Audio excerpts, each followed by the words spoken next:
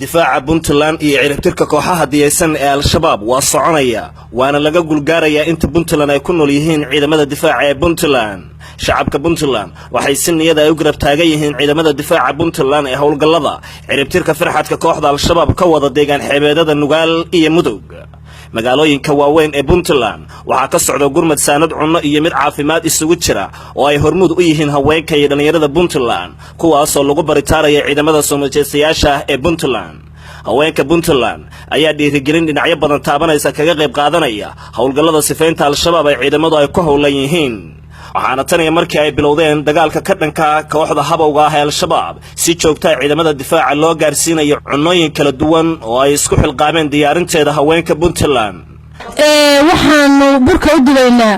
oo aan hilibka u qalaynaa geela aan u qalaynaa sabayaha u dilaynaa oo timirta u rafaajeenaa ciidankayaga baanu garab taaganahay xilli walbana heega baanuuna diyaar baanu u nahay inaan garab taagano ciidankayaga ilaa cadow ay ka baabiyaan oo ka tirtiraan gobolada Puntland. cadow baa noo yimi waxaa la rabaa meel kastoo la joogo oo ummadda islaamka dhabta ay joogto ilaa iyagu islaam maahan islaamka dhabta ay joogto inaanu iska difaacno cadowga Puntland yimi ciidanka Puntland haweenkooda waxay diyaar u yihiin difaaca inay wax ka galaan difaaca waxaan wuxuu uga galaynaa sahayda annaga qaabilsan waxaanu hilibkii baanu qallay waxaanu burkii baanu dubnay daawadii baanu diyaarinay dharkii baanu diyaarinay wax walba diyaar baanu u nahay cadowga Puntland ku soo yimi inaanu la dagaalano ciidanka difaacayana waxaan ka codsanaynaa naftayada u huraynaa naftooda inay dalkooda u huraan. dhalinyarada Puntland waxay qaadanayaan doorkooda ku aadan garab istaaga ciidamada difaaca Puntland waxay shubayaan dhiigooda si bilaash ah taas oo looga gol leeyahay in dhiig loo helo haddii dhaawac soo gaaray ciidamada difaaca inta ay socdaan howlgallada lagu soo afjarayo kooxdaan aqoonta u lahayn Puntland iyo shacabkeeda.